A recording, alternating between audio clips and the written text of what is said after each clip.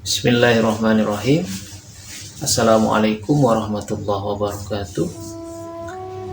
Alhamdulillah wassalatu wassalamu ala rasulillah wa ala alihi wa sahbihi wa mawalah.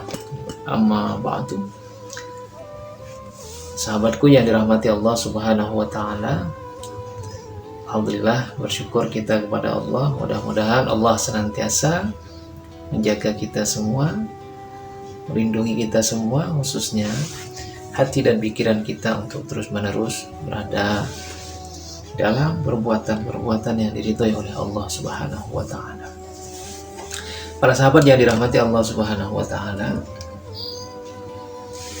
kita semua tentu pernah mendengar kisah tentang Ashabul Kahfi. Nah, kisah Ashabul Kahfi ini satu kisah yang sangat fenomenal dan sungguh luar biasa, sehingga kisah ini Allah sampaikan di dalam satu surat yang disebut dengan surat Al-Kahfi yang terdapat dalam Al-Quran. Sebagaimana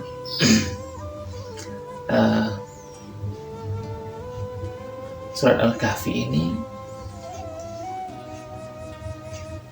surat yang terdiri dari 110 ayat. Bahkan keutamaan orang yang membaca surat Al-Kahfi ini sebagaimana disampaikan oleh Rasulullah SAW, ketika dibaca pada malam Jumat, maka orang yang membacanya akan terhindar dari fitnah Dajjal. Bahkan menariknya, di dalam beberapa riwayat yang lain pun disampaikan bahwa bagi mereka yang membaca surat Al-Kahfi pada malam Jumat itu, niscaya Allah akan meneranginya dengan cahaya antara dia dengan Ka'bah. Luar biasa. Sahabatku yang dirahmati Allah Subhanahu wa taala,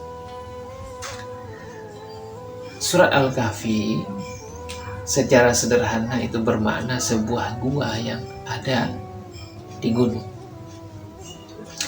Ini berhubungan dengan beberapa ayat di dalam surat Al-Kahfi tentang bagaimana cerita 7 orang pemuda yang menghuni sebuah gua dan tertidur selama bertahun-tahun, bahkan ada yang menyatakan hampir sekitar 300-an tahun, yaitu khususnya dalam ayat 9 dan ayat ke-29 ya, yang kemudian ini dikenal dengan kisah Ashabul Kahfi. Nah, sahabatku yang dirahmati Allah Subhanahu wa taala, ini menarik dari kisah Ashabul Kahfi ini ya, kisah yang sungguh menakjubkan yang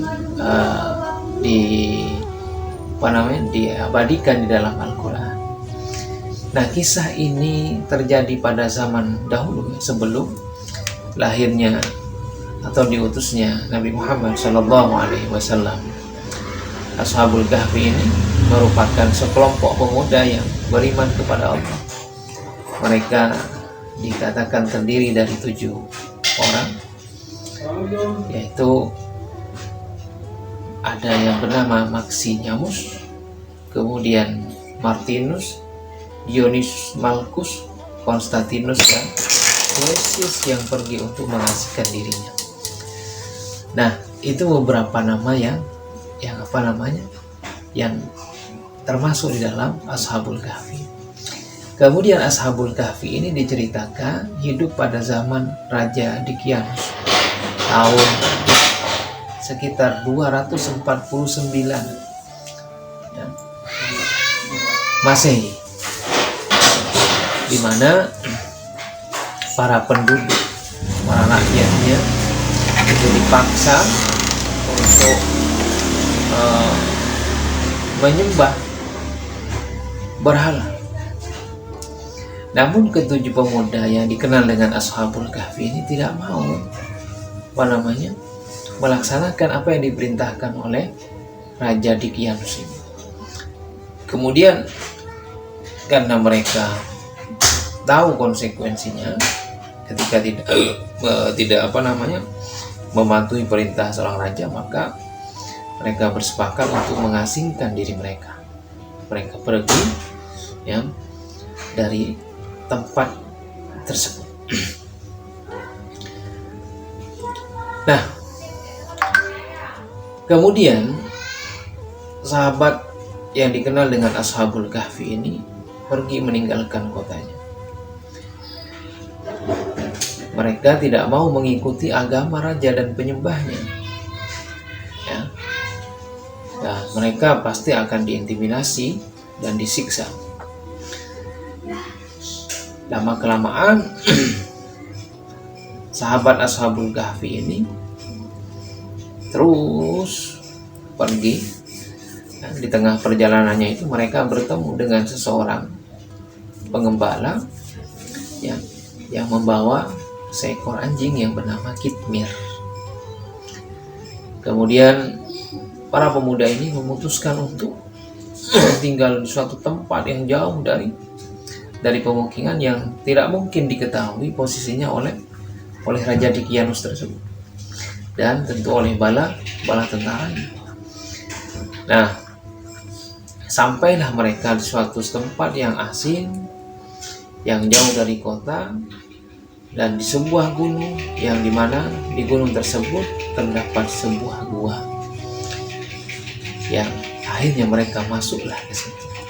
Sehingga di dalam Al-Quran surat Al-Kahfi ayat 17 itu, wa tarasyamsa idza tala'at azawru anka bihim datal yamin wa idza gharabat taqriduhum datal shimal wa hum min fajwatin min dzalik min ayatillah may yahdillahu fa huwal muhtad wa may yudlil falan tajid lahu waliyan mursyida.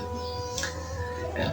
Kau melihat matahari ketika terbit dan condong dari gua mereka ke sebelah kanan, dan apabila terbenam menjauhi mereka ke sebelah kiri, sedangkan mereka berada dalam tempat yang luas di dalam gua tersebut. Nah, akhirnya mereka ini bisa leluasa untuk beribadah di dalam gua itu kepada Allah Subhanahu wa Ta'ala. Mereka berlindung di dalam gua itu dan memohon agar Allah mencurahkan rahmatnya bagi mereka di dalam gua. Sehingga Allah kabulkan permohonan mereka dengan apa? Dengan itu tadi. Dengan cara ditidurkan mereka di dalam gua. Allah lindungi mereka ya selama hampir 309 tahun. Nah, bagaimana kemudian mereka tahu bahwa mereka itu tertidur selama itu? Setelah mereka terbangun, Allah bangunkan dari tidurnya yang begitu panjang tersebut. Mereka merasakan lapar lalu keluar, menemukan kok suasana sudah berubah. Ketika mereka ingin membeli makanan, ya ternyata dinar yang digunakan itu sudah tidak berlaku lagi, dan sudah 300 tahun yang lalu dinar itu berlaku. Maka penduduk setempat membawa mereka ke pimpinan mereka untuk menyampaikan bahwa mereka membawa dinar ini, dan Ashabul Kahfi menceritakan kisahnya. Nah, barulah setelah mereka menyadari bahwa apa yang terjadi ini adalah semata-mata kuasanya Allah, ya, tertidur sekian lama. Setelah itu mereka semua meninggal dunia. Inilah kira-kira kisah dari Ashabul Kahfi. Sahabat yang dirahmati Allah, Allah berkuasa atas apapun kepada diri kita. Jadi jangan pernah mengkhawatirkan apa saja. Kita jalani saja hidup ini tetap berpegang kepada syariatnya Allah. Wallahu a'lam bishawab. Assalamualaikum warahmatullahi wabarakatuh.